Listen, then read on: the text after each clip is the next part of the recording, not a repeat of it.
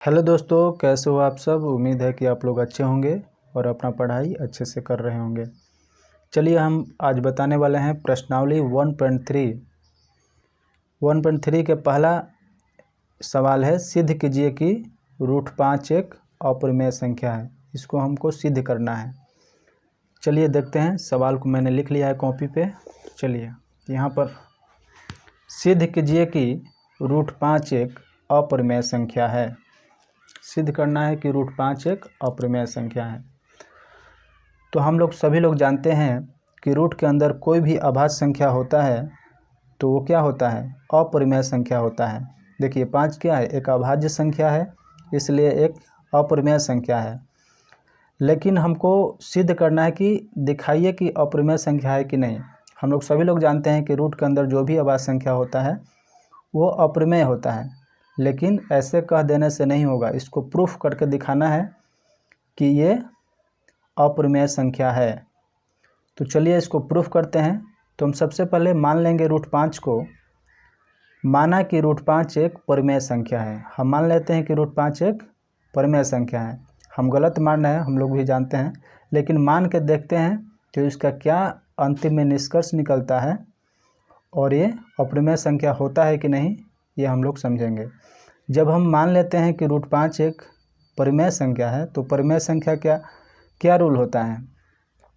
जब हम √5 को परिमेय संख्या मान लेंगे तो हम इसको भिन्न के रूप में लिख सकते हैं, बटे के रूप में लिख सकते हैं। a/b जो होता है ये सिंपलेस्ट फॉर्म होता है, इसलिए हम इसको कहते हैं जहां a और b सह अभाज्य हैं। सह अभाज्य का मतलब है एक के अतिरिक्त कोई उभयनिष्ठ गुणनखंड न हो। ठीक है, यानी कि ये सिंपलेस्ट फॉर्म में आना चाहिए। जैसे समझ लीजिए कि मान लेते हैं कि 2/4 ये भी तो बट्टा में है, लेकिन इसको हम परिमेय संख्या नहीं बोलेंगे क्योंकि ये सिंपलेस्ट फॉर्म में नहीं है। सहअभाज्य का ये भी मतलब होता है कि ये दोनों संख्याओं का HCF 1 आना चाहिए, लेकिन यहाँ पर अगर HCF निकालते हैं तो HCF 2 आएगा। इसलिए जब हम इसको कटा देते हैं तो 1/2 जो है ये सहअभाज्य संख्या है, क्योंकि इसका मासा जो होता है, HCF जो होता है 1 आता है। इसलिए तो इसको हम बोल सकते हैं कि सिंपलेस्ट फॉर्म में है। ये होना चाहिए, तभी ये परिमेय संख्या होता है। तो आप लोग समझ गए क्या होता है। इसके बाद √5 बराबर a/b लिख लिए। हम माने हैं तभी लिखे हैं, ऐसा तो होता नहीं है, लेकिन हम मान के चलते हैं तो आगे क्या होता है ये हम देखेंगे। तब हम क्या करते हैं कि दोनों तरफ वर्ग कर सकते हैं। लिखेंगे दोनों तरफ वर्ग करने पर, दोनों तरफ वर्ग करने पर जब हम वर्ग करेंगे तो क्या होगा, √5 का जब हम वर्ग करेंगे तो √5 के स्क्वायर हो जाएगा और a/b के स्क्वायर हो जाएगा।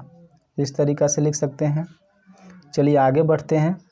√5 का स्क्वायर जब करेंगे तो रूट से बाहर निकल जाता है 5, तो 5 हमारा आ गया।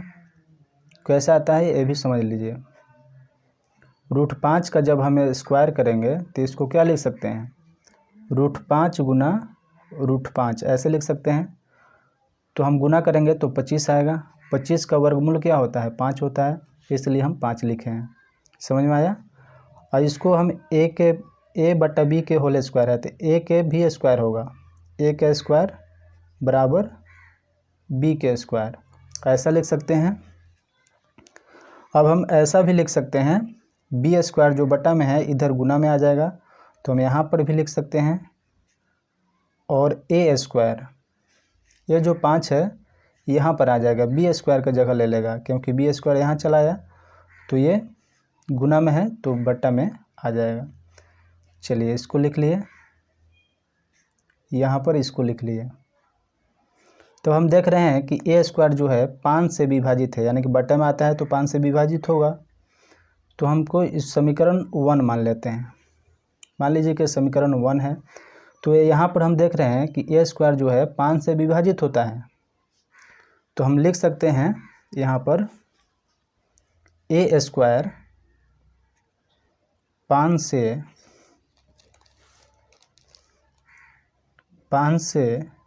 विभाजित होता है, तो ए भी 5 से विभाजित होगा। ए भी तो हो जाएगा 5 से विभाजित, ए भी 5 से विभाजित होगा। ऐसा हम लिख सकते हैं। देखिए कैसे लिखे हैं ये भी समझ लीजिए। मान लीजिए कि ए स्क्वायर जो है 5 से विभाजित होता है, तो ए भी 5 से विभाजित होगा। जैसे मान लीजिए कि ए स्क्वायर जो है 5 से विभाजित हो रहा है। मान लीजिए कि हम ए की जगह पर 5 लिख देते हैं, 5 का स्क्वायर हो जाएगा नीचे 5, तो 25 हो जाएगा। तो 25 जो है 5 से 5 बार में कट गया, यानी कि विभाजित हो जा रहा है। तो हम a बटा 5 यानी a भी 5 से विभाजित होगा। चलिए देख लेते हैं, a की जगह पर क्या लेते हैं 5, या हम नीचे भी 5 है, तो 5 से 5 डिवाइड हो जा रहा है एक बार में, यानी कि a भी 5 से विभाजित हो सकता है, इसलिए हम ऐसा लिखे हैं। देखिए इसका मान अलग आ रहा है, तो हम ऐसा लिख सकते हैं, a को जब 5 से विभाजित कर रहे हैं तो हमको कोई भी संख्या आ सकता है। जैसे यहाँ पर 1 आया है, जब ए स्क्वायर को 5 से विभाजित कर रहे हैं तो 5 आ रहा है, तो अलग संख्या आ रहा है, तो हम इसको कोई संख्या का नाम दे देंगे, यानी कि c दे देते हैं। यानी कि a को 5 से जब विभाजित कर रहे हैं तो हम कोई संख्या c मान लेते हैं। c क्या है? c कोई पूर्णांक है, ऐसा लिख सकते हैं, c कोई पूर्णांक है। ठीक, तो हम ऐसा भी लिख सकते हैं इसको, a बराबर 5 जो है गुना में चला जाएगा, तो 5c, a बराबर 5c। चलिए हम इसको हम समीकरण 1 में पुट कर देंगे। a का जो वैल्यू आया है 5c, a का जो वैल्यू आया है 5c, इसको हम समीकरण 1 में रख देते हैं। तो समीकरण 1 में a बराबर 5c रखने पर, a बराबर 5c रखने पर, तो चलिए समीकरण 1 क्या है, बी स्क्वायर बराबर ए स्क्वायर बटा में 5 है। चलिए आगे बढ़ते हैं, तो बी स्क्वायर बराबर ए के जगह पर क्या लिखना है 5c लिखना है, तो 5c के स्क्वायर हो जाएगा क्योंकि स्क्वायर लगा हुआ है, अब बट्टा में 5 हो जाएगा। तो हम ऐसा भी लिख सकते हैं, बी स्क्वायर बराबर 5 का स्क्वायर करेंगे तो 25 आएगा, c का स्क्वायर करेंगे तो c स्क्वायर आएगा बट्टा में 5। तो यहाँ से भाग दे देंगे, 5 से 5 बार में 25 कट जाएगा, तो यहाँ पर क्या आया, बी स्क्वायर बराबर 5c स्क्वायर, ये आया ना। इसके बाद देखिए हम बी स्क्वायर, ये जो 5 गुना में है तो बट्टा में आ जाएगा यहाँ पर, यानी कि b भी 5 से डिवाइड हो जा रहा है। यहाँ c स्क्वायर कोई संख्या है, ऐसा लिख सकते हैं। तो जब हम देख रहे हैं कि b स्क्वायर 5 से विभाजित होता है तो b भी 5 से विभाजित होता है। जैसे ऊपर देखिए a स्क्वायर जब विभाजित हो रहा है, जब a स्क्वायर 5 से विभाजित हो रहा है तो a भी 5 से विभाजित होगा। तो यहाँ पर भी जब b स्क्वायर 5 से विभाजित हो रहा है तो b भी 5 से विभाजित होगा। तो इसको लिख लेंगे, b स्क्वायर 5 से विभाजित होता है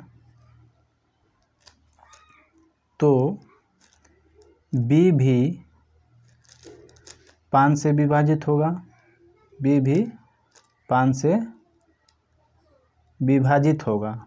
ठीक है, b भी 5 से विभाजित होगा।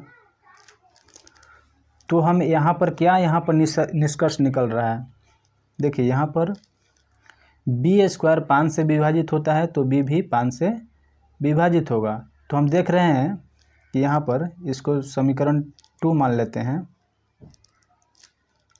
तो यहाँ पर देख रहे हैं कि बी जो है 5 से विभाजित हो रहा है, और यहाँ पर देख रहे हैं समीकरण 1 में ए भी 5 से विभाजित हो रहा है।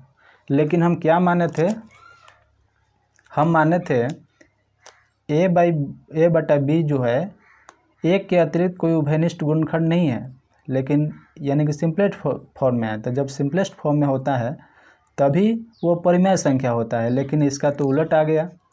यहाँ तो 5 का गुणनखंड है, 5 से डिवाइड लग रहा है, और ये तो डिवाइड नहीं लग रहा है, सिंपलेस्ट फॉर्म है। तो इसका ये हम जो माने थे ये गलत साबित हो गया।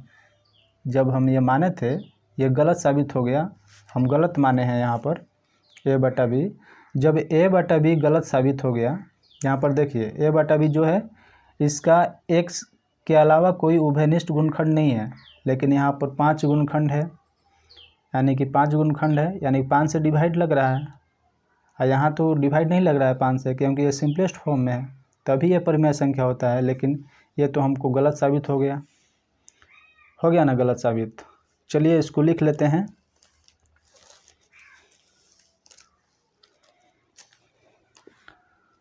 तो यहाँ पर लिखेंगे समीकरण 1 तथा समीकरण 2 से स्पष्ट है कि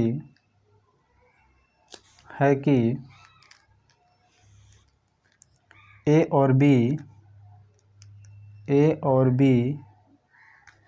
दोनों 5 से विभाजित होते हैं, 5 से विभाजित होते हैं। जब 5 से विभाजित होते हैं तो √5 एक परिमेय संख्या नहीं है।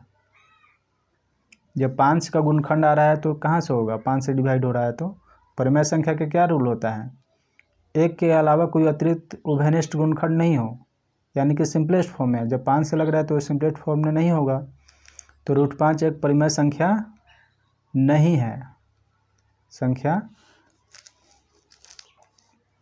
परिमेय संख्या नहीं है।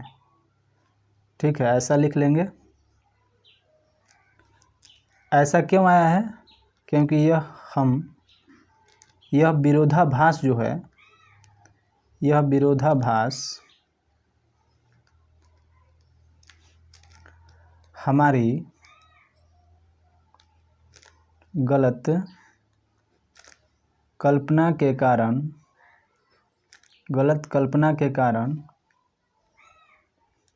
प्राप्त हुआ है।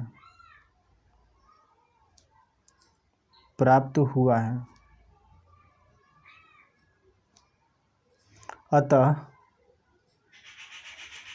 √5 एक अपरिमेय संख्या है। देखिए यह यहाँ पर निष्कर्ष निकल गया कि √5 एक अपरिमेय संख्या है। उम्मीद है कि आप लोगों को ये वीडियो बहुत ही अच्छा लगा होगा। अगर अच्छा लगा है तो आप लोग लाइक कर दीजिएगा और चैनल को सब्सक्राइब करके बेल आइकन को प्रेस कर लीजिएगा, ताकि जब भी मैं वीडियो पब्लिक करूं तो सबसे पहले आप तक पहुंचे।